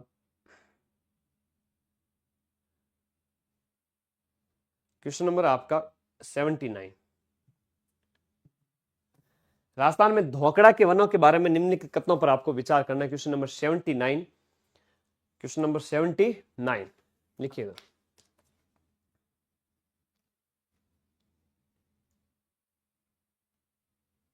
क्वेश्चन नंबर 79, धोकड़ा के वनों के बारे में आपको विचार करना है। धोकड़ा के वन है वो आपके राजस्थान के अंदर विशेष रूप से राज्य की मुख्य वन संपदा है, ये इसमें सही है। धोकड़ा के वनों के अंदर 79 के अंदर। और अजमेर, उदयपुर, सवाई माधोपुर, ये भी सही है इसके अंदर। फिर राजस्थान में 50 से 90 मीटर की ऊंचाई पर पाया जाता है, ये गलत है, ऊंचाई गलत है। धोकड़ा के पेड़ों के अंदर आपके कौन कौन से पेड़ होते हैं, ये सही है, ए इसमें राइट है। क्वेश्चन नंबर 80, देश में राजस्थान में खनिज स्रोत का बढ़ता हुआ क्रम। राजस्थान के खनिज स्रोत का बढ़ता हुआ क्रम, राजस्थान के खनिज स्रोतों के अंदर योगदान के अंदर बढ़ता हुआ क्रम। अच्छा प्रश्न है, विद्यार्थी को थोड़ा दिमाग लगाना पड़ेगा। सबसे पहले आएगा बढ़ता हुआ क्रम में सबसे कम तो हो गया टंगस्टन, टंगस्टन के बाद में ताम्रस, ताम्रस के बाद में भी जिप्सम और इसके बाद में पोटास। देश के अंदर योगदान के अंदर सबसे ज्यादा योगदान किसका है, ए या बी? पोटास आएगा सबसे, ए ऑप्शन लास्ट में, मतलब बढ़ते हुए मतलब सबसे ज्यादा है वो सबसे लास्ट में रहेगा। पालनहार जो योजना है, पालनहार योजना के अंतर्गत 0 से 6 वर्ष की आयु वर्ग के बच्चों के अनाथ बालकों को विद्यालय में नामांकित होने पर कितनी धनराशि मिलती है? जिनके कोई गार्जियन नहीं है, अनाथ है, और भी बहुत सारी कैटेगरी इसमें दी गई है। क्वेश्चन नंबर आपका 81 के अंदर देखिए, हर महीने उन्हें 1500 रुपए दिया जाता है। अब ये राशि बढ़कर 1500 हो गई है पालनहार योजना के तहत राजस्थान सरकार द्वारा। ये मैंने कल ही कहा था क्लास में, भाई आएगा आएगा, एक प्रश्न तो पक्का आएगा, और आ गया। देखो, अलगोजा जो बजाने वाले कौन है? अलगोजा अपने तगाराम भील है, जैसलमेर क्षेत्र से। कन्यादान योजना, कन्यादान योजना मुख्यमंत्री योजना के अंतर्गत अंत्योदय परिवार, आस्था कार्ड धारक और अन्य श्रेणी की बीपीएल बिलो पॉवर्टी लाइन परिवारों की बेटियों को विवाह के लिए कितनी राशि दी जाती है? कन्यादान योजना के अंतर्गत कितनी राशि दी जाती है? ये आपके 21,000 रुपए की दी जाती है। नासा द्वारा पूर्व में पूर्ण किए गए नवीनतम चंद्र मिशन का नाम क्या है? ये थोड़ा इंटरनेशनल करंट से पूछ लिया, जो पूछना नहीं चाहिए था। क्वेश्चन नंबर 84 के अंदर आएगा, आर्टेमिस 1 आएगा। नवीनतम चंद्र मिशन का नाम आर्टेमिस 1 है। अब ये विश्व की जनजाति यहाँ पर दे दी है। अब ज्योग्राफी वालों के लिए तो चलो उनके सिलेबस में था, पर ये एस्किमो है, कहाँ पाए जाते हैं? पिग्मी कहाँ है? बुशमैन कहाँ है? बुशमैन कालाहारी डेजर्ट के अंदर पाए जाते हैं। गोंड और भील, मीणा, ये नागा, ये जो है वो आपके कहाँ पाए जाते हैं? एस्किमो ध्रुवों में पाए जाते हैं। ए के सामने 2 आएगा, तो ये कट हो गया, ये कट हो गया। बी यानी कि आपका पिग्मी, और फिर पिग्मी ये अफ्रीका वगैरह क्षेत्र के अंदर छोटे से नाटे से होते हैं, ठीक है। और बुशमैन सी, बुशमैन है वो आपके भूमध्य रेखीय क्षेत्र में या दुर्गम पहाड़ी क्षेत्र के अंदर। ए के सामने 2 है। क्वेश्चन नंबर 85 को अच्छे से देखो। बी यानी पिग्मी है वो बिल्कुल डेजर्ट, मतलब 0 डिग्री इक्वेटर, वहां पाए जाते हैं अफ्रीकी क्षेत्र के अंदर। बी के सामने 1 हो गया, ये आंसर सही है। सी के सामने 4 है। बुशमैन है वो आपका शुष्क गर्म मरुस्थल, कालाहारी मरुस्थल का नाम आ गया, इसका मतलब याद रखें कालाहारी डेजर्ट जो है वहां पर ये पाए जाते हैं। और भील, गोंड, मीणा वगैरह जितने भी है पहाड़ों में पाए जाते हैं, मध्य भारत के अंदर विशेष रूप से, याद रखें। कर सकते हो, जितने भी प्रश्न है उन सब में एक लॉन्ग स्टडी बच्चे की जरूरत पड़ती है। बच्चा लॉन्ग स्टडी नहीं करके गया ना, नौकरी नहीं मिलेगी। साल भर कुछ महीने पढ़ो। विंबलडन टेनिस टूर्नामेंट निम्नलिखित में से कौन से शहर में आयोजित होता है? देखो, साल भर के अंदर 4 टूर्नामेंट होते हैं। ऑस्ट्रेलियन ओपन होता है, फ्रेंच ओपन होता है, विंबलडन होता है और यूएस ओपन होता है। अफवायु नाम से इसकी ट्रिक है, याद करो। ऑस्ट्रेलियन ओपन साल की शुरुआत में होता है, फिर फ्रेंच होता है, फिर विंबलडन होता है, फिर यूएस ओपन होता है। तो विंबलडन है वो, उसका आयोजन कहां पर होता है? आपका लंदन के अंदर होता है। विंबलडन कहां है? लंदन के अंदर होता है। ये यूएस ओपन है, ये फ्रेंच ओपन है, ये ऑस्ट्रेलिया के अंदर है। तो बच्चा कौन सा पीछे? विंबलडन।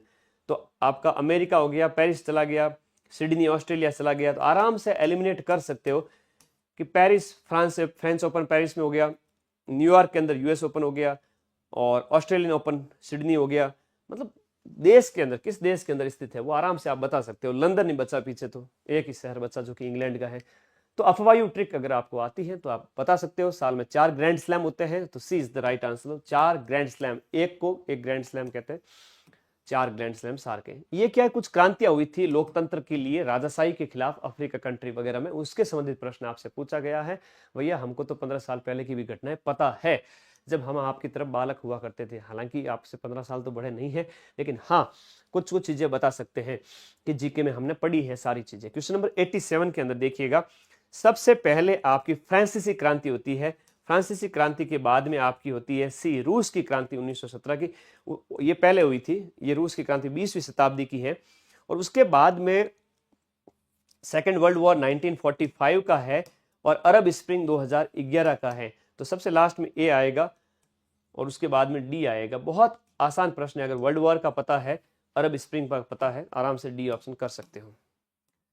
सुमात्रा, जावा, सुमात्रा, बोर्नियो, ये जितने भी इंडोनेशिया के द्वीप समूह है वहां से प्रश्न है। क्वेश्चन नंबर आपका 88, मजा आएगा देखिएगा।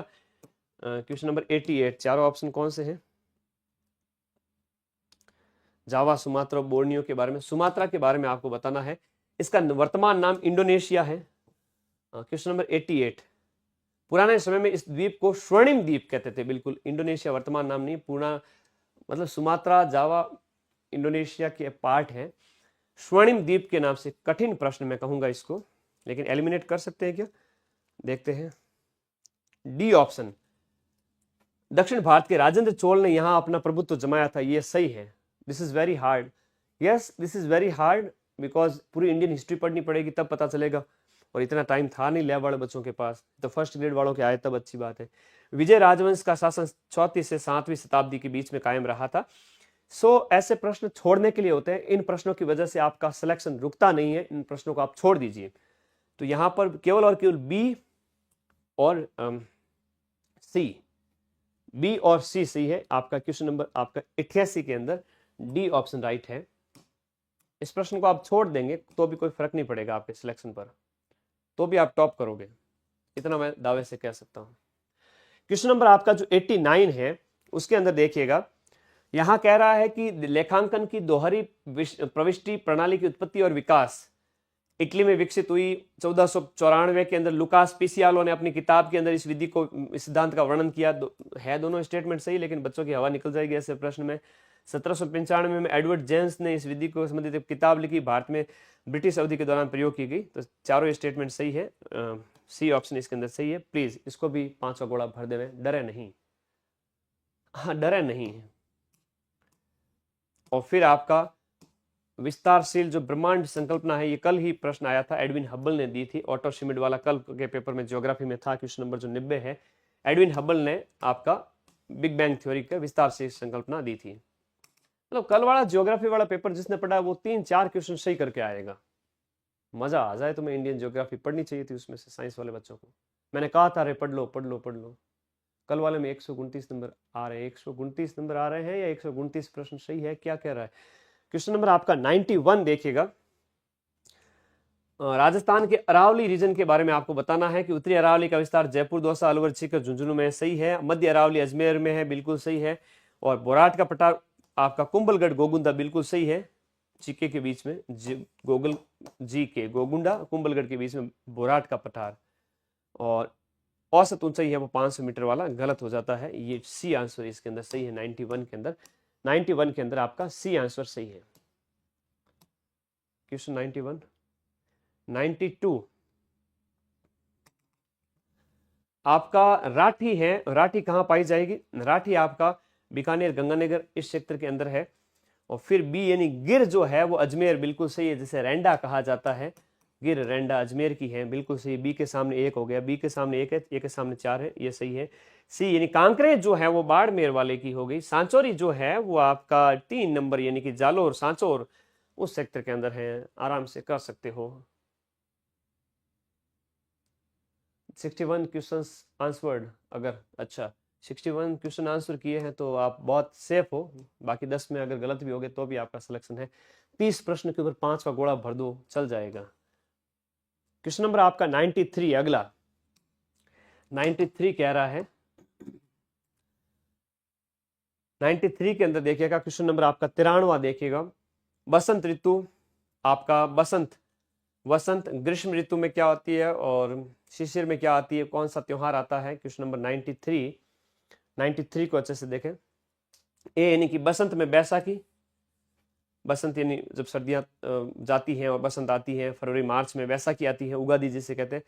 और फिर बी यानी कि ग्रीष्म ऋतु में आपकी आती है गुरु पूर्णिमा आती है, बिल्कुल सही है, चैत्र वैशाख ज्येष्ठ आषाढ़। और उसके बाद में आती है आपकी सी यानी हेमंत के अंदर आती है कार्तिक पूर्णिमा आती है सर्दियों से पहले। शिशिर ऋतु के अंदर आपकी मकर संक्रांति, बिल्कुल सही है, B is the right answer. Next अगला क्वेश्चन 94 नंबर का, बनास नदी की सहायक नदी कौन सी है? काली सिंध की कौन सी है? लूणी की कौन सी है? जोजड़ी, सूकड़ी, लीलड़ी, ये सब मीठड़ी, ये सब आपकी लूणी की सहायक नदी है। सी के सामने 2 आना चाहिए, सी के सामने 2 है, इसका मतलब ये दोनों कट कर दीजिए। सी के सामने 2 है, इसका मतलब दोनों कट कर दीजिए। और ए यानी बनास की सहायक है वो आपकी कोठारी मैनाल है। और बी काली सिंध की सहायक है वो परवण है। और माही की सहायक है वो आपकी कौन सी होगी? जाखम होगी। बहुत आसान है, कर सकते हो। B is the right answer. 95 question number 95, कुछ मिट्टियां दी गई हैं और उसको यहां पर आपको उनकी विशेषताओं के आधार पर सम्मिलित करना है, बताना है कौन सी इसकी विशेषता है। क्वेश्चन नंबर आपका 95, 95 में देखिएगा कि ए यानी काली मिट्टी है वो कैल्शियम, पोटास, लोहे की सामग्री ज्यादा होती है, इस वजह से आपका काली मिट्टी कपास के लिए ज्यादा उपयोगी है और सही भी है। आपका ए के सामने क्वेश्चन नंबर 95, ए के सामने 2 करेंगे, 1 मिनट। क्वेश्चन नंबर 95, मरुस्थलीय मिट्टी है उसमें निम्न उर्वरता और उच्च लवणता होती है। एक सी के सामने 4 करो, तो सी के सामने 4 करते ही हमारा आंसर आ गया, सी आंसर इसके अंदर सही है। 95 में क्या है, सी है, 95 में सी है, मतलब एक आंसर सही करते ही आ गया। बाकी तो तुम मिलान करते रहो, जलोढ़ को ले जाओ आगे, डी के सामने 3 कर दो, मतलब एक प्रश्न से उसका उत्तर निकल रहा है। 96, एक ऑप्शन करने से जब सारा निकल रहा है, पता है थोड़ी देर पहले ही मरुस्थलीय मिट्टी के बारे में प्रश्न पूछा गया है कि मरुस्थलीय मिट्टी में सैलिनिटी हाई होती है और जो उर्वरता है वो कम होती है, तो आराम से वो प्रश्न का ऑप्शन आ रहा है, 10 सेकंड में आंसर देकर के गोला भर सकते थे, है ना, गोले। ओके, क्वेश्चन नंबर आपका 96 देखिएगा, तांबा जो है वो खेतड़ी सिंगाना में पाया जाता है, बिल्कुल खेतड़ी सिंगाना इसकी खान हो जाती है। सीसा जस्ता जो है वो आपका, सीसा जस्ता वो जावर सेक्टर के अंदर है और सही है। और टंगस्टन जो है वो रेवत की भाखरी है, सही है। और संगमरमर जो है वो मकराना नागौर, सही है। सी इज द राइट आंसर। 96 के अंदर क्या हो गया, सी हो गया। क्वेश्चन नंबर 97, विभिन्न प्रकार के जो बांध हैं वो बताइए कहां पर हैं। कोटा बैराज है वो आप, सॉरी राणा प्रताप सागर है वो रावत भाटा चित्तौड़ के अंदर है, रावण है ना। और फिर ए के सामने 2 हो गया। जवार सागर है वो आपके बोरावास गांव के अंदर है। कोटा बैराज है वो आपका कोटा के अंदर है। और माई बजा सागर बोरखेड़ा गांव बांसवाड़ा के अंदर है। तो ए आंसर इसके अंदर सही है, ए आंसर इसके अंदर सही है। 97 के अंदर ए हो गया। क्वेश्चन नंबर 98, सूची को सुमेलित करिएगा। सूची को सम्मिलित करना है। सिलीसैड है अलवर में है, राजस्थान का 5वां रामसर साइट है। और ए के सामने 3 है और बी के सामने पुष्कर अजमेर हो गया, तो बी आंसर इसके अंदर सही हो गया। Question number 98, it was very easy question. अब कह रहा है कि आपका वेस्ट टू ईस्ट की ओर आप जाओगे, तो वेस्ट टू ईस्ट राजस्थान के जो जिलों का क्रम बताइए। मैंने एग्जाम से पहले ही बता दिए थे कि ऐसा प्रश्न, प्रैक्टिस भी उसकी करवा दी थी। देखिएगा, सबसे पहले जैसलमेर आएगा, बिल्कुल सी आएगा, इसका मतलब ये तो कट हो गया। सी के बाद बी आएगा, बी यानी जोधपुर आएगा। जोधपुर के बाद में डी या ई, तो आपका ई आएगा, अजमेर पहले आता है, तो B is the right answer. Aravalli की चोटियों को उनके ऊंचाई के हिसाब से, सीधा सा प्रश्न है, कल वाले पेपर में भी पूछा गया था। कल वाले पेपर से 5 से 7 क्वेश्चन आ गए हैं। अगर कल वाला पेपर अच्छे से पढ़ा होता तो आज खुश होते वो बच्चे जिन्होंने टेलीग्राम चैनल ज्वाइन किया है। लिंक वीडियो के नीचे दिया हुआ है, पीडीएफ डाल रहा हूं। कि ऊंचाई के बढ़ते हुए क्रम में, यानी छोटे से माइनस से प्लस की ओर जाना है। सबसे पहले आएगी आपका अचलगढ़। गुरु से जरा दिल लगाकर अच्छे से पढ़ाई करो, तो अच्छे से पढ़ाई करो तो अचलगढ़ आएगा पहले, डी आएगा गुरु से जरा। रघुनाथगढ़ है, फिर आपका कुंभलगढ़ आएगा, रघुनाथगढ़ कुंभलगढ़, फिर ई आएगा, फिर सी आएगा और फिर बी आएगा। गुरु से जरा दिल, जरा और दिल है, तो सबसे लास्ट में यही आएंगे। गुरु से जरा दिल, तो गुरु शिखर और शेर यहां पर दी हुई नहीं है। गुरु शिखर है वो, और गुरु शिखर और शेर यहां पर दी हुई नहीं है। उसके बाद आती है जरगा, आती है। गुरु से जरा दिल लगाकर अच्छे से पढ़ाई करो। दिलवाड़ा है, तो यहां पर जो पेपर में है दिलवाड़ा और जरगा ही है, दिलवाड़ा और जरगा दी गई है, तो सबसे लास्ट में ऊंचा है वो दिलवाड़ा आएगा और सेकंड उसके बाद में आपका जरगा आएगा। तो कहने का मतलब जरगा है, गुरु से दिल लगाकर जरगा, ऐसे करो। तो यहां पर जो है दिलवाड़ा है वो सबसे ऊंचा आएगा, जरगा है वो चौथे नंबर पे आएगा। तो बी इसका जो क्वेश्चन नंबर 100 है उसका आंसर डी होगा। सबसे लास्ट में बी दिलवाड़ा आएगा। गुरु से दिल लगाकर अच्छे से पढ़ाई करो, तो गुरु शेर दिया नहीं है तो दिलवाड़ा आएगा। दिलवाड़ा सबसे लास्ट में आना चाहिए, बी हमने देख लिया, आंसर निकल गया। सो पूरे साल जम के पढ़ो और आराम से आपका सिलेक्शन जरूर होगा। माइंड मैप ऐप पर विभिन्न प्रकार के अपने कोर्सेज, जो सामान्य चीजें हैं अपने अवेलेबल हैं, और सीटी वीडियो कॉम्बो पैक और सीटी 12th पूरे साल पढ़ना तो पड़ेगा, है ना। ऐसा नहीं कि आप उठ के आओ 10 दिन में एग्जाम फोड़ दो। 100 साल लग जाएंगे, लेकिन 10 दिन 5 दिन पढ़ के सिलेक्शन कभी जिंदगी में नहीं होगा। 1 साल लगेगा, 4-6 महीने लगेंगे अगर दिन रात एक करके पढ़ाई की तो। बैच शुरू हो चुके हैं, प्ले स्टोर से माइंड मैप ऐप डाउनलोड करना है, कोर्स वाली कैटेगरी में जाकर के अपना CET 12th 12वीं पास और फर्स्ट ईयर सेकेंड ईयर वाले बच्चे ज्वाइन करें, और ग्रेजुएशन वाले बच्चे इस बैच को ज्वाइन करें। अब आपके कोई डाउट हैं तो बताएं मुझे। इस PDF को मैं टेलीग्राम ग्रुप में भेज रहा हूं, आप लोग वहां पर जाएं। थैंक यू, धन्यवाद। और पदों की संख्या 1000 के लगभग है, तो मान के चलिए आपका सिलेक्शन भी अच्छी पोस्ट पे हो जाएगा, अलग अलग कैटेगरी की साइंस की जो पोस्ट है उसमें। थैंक यू, धन्यवाद।